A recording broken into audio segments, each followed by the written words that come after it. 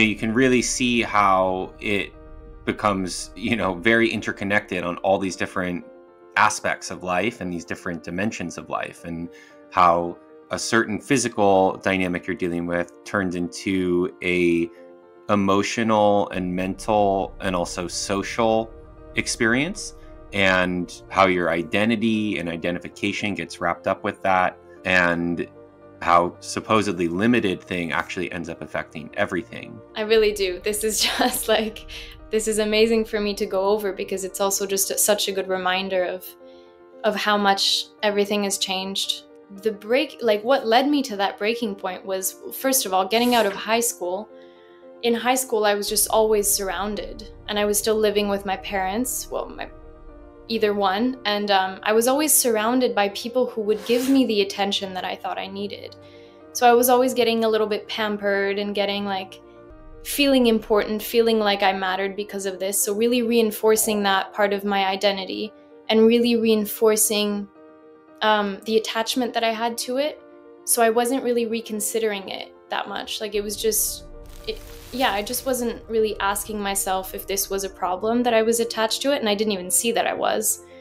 The attachment that I had to this, and the actual consequences that this illness was having in my life, like blocking me from pursuing my passion, which has always been the ocean, diving, marine biology, all of that. This illness was completely blocking me from this in very, very serious ways, and I was seeing, sort of isolated by myself, seeing the picture that was being painted of my life, my future, did this repetition thing of just, you're gonna be on painkillers half your life, and you're probably gonna be alone and have to sit with it and confront the fact that this is your life now. And I just didn't want that life. It was a very hard thing to take.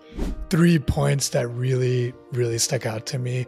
One was this point you made around, we are creators, right? That we play a role in the reality that we view to be our reality.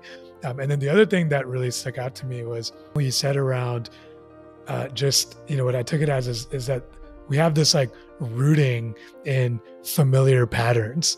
And sort of the third point that came to me there was often what it takes, right, to see that, hey, we're being rooted, we're following a familiar pattern, is some sort of space, right? Some sort of distance from that reality.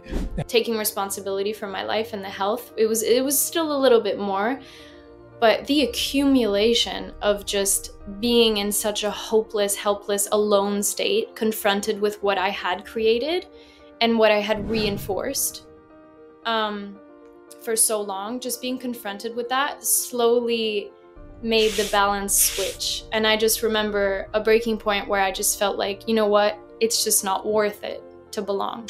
Because if belonging means, so belonging to my age group, belonging to human society in general, with the activities, with the drinking, with the smoking, with the partying and all the unhealthy habits that we have in general. And I just realized that belonging just wasn't worth it anymore. One thing I'd be curious to hear more about, Nina, at this point, is you said you reached out to your mom, and there's elements around the personal responsibility component that I think are really interesting and important. I'd love to check in about those later, but it sounds like, you started, in broadly speaking, you started to take that personal responsibility and, get into some of the changes that were suggested, changing your diet, making these kind of more intensive interventions in your life.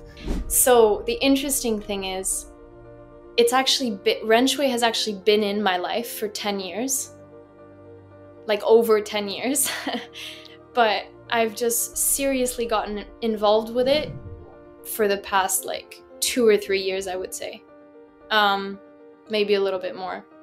But we've been talking about it for a long time, my mom and I. This has been our life for a long time. And so she basically, now the way that I see it is that she saw me go through all of this, and she was just, in the beginning, she really was pushing it. She was just saying, try it, just read a book, do some practice, I'll teach you some movements, just try it. And this was the Yuan Gong Qigong movements, but at that time it was still Yin and Qigong. So yeah, she was trying to like teach me some moves. And I just remember being very angry with her because I didn't feel like she was giving me that,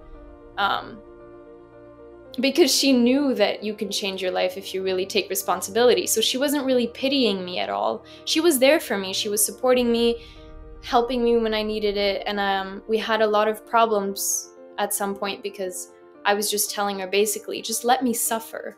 Like, give me my drugs and my morphine and let me suffer and just sit there and just support me, but don't try to fix it. Like it's so interesting to see that now, that I really was resisting this solution from myself, because she wasn't handing me a magic pill. She was telling me, you can change your life if you take responsibility for it.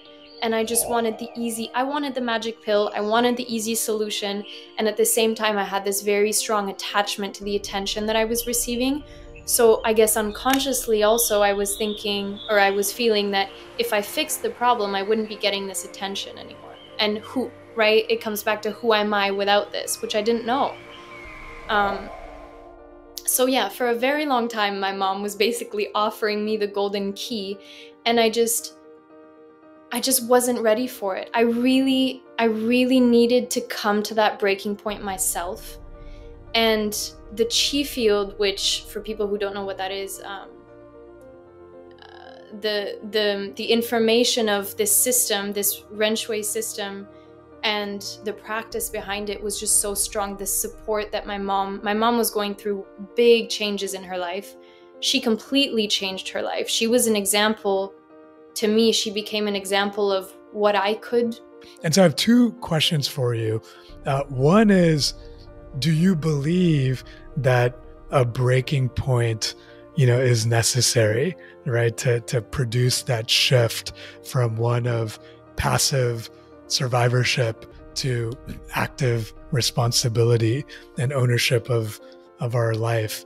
And then the second is just like describing the experience of personal responsibility, right? What does it feel like to be able to have that energy flowing through you, right? To a point where you're willing or able to let go of all the things you love, right? As you were describing it earlier. And I'd love to just have you characterize or fill out the experience of feeling personal responsibility. So the first one, the breaking point, actually someone asked me this a few months ago, and I thought it was such an interesting question. It's kind of the same thing. He asked me, do you think suffering is necessary in order to come to change, to really change your life? Do you think you need to suffer in order to really change your life? Yeah, I do. I do think that suffering is necessary up to a certain point. I don't think there's going to be any real fundamental change if there's no problems involved or suffering involved. And the interesting thing is, it also comes down to awareness, because it depends on your definition of suffering. If you're comparing the normal state of a human life in terms of the majority, I would say the majority of human beings are constantly suffering, but they just have no reference to what it is to be in a good state. The state of constant pressure and stress and attachments and all the patterns that are in our life all the time, guiding our life, the expectations that we carry with us, the fear that we carry with us is constant. It's manifesting on different levels and in different ways in different human beings.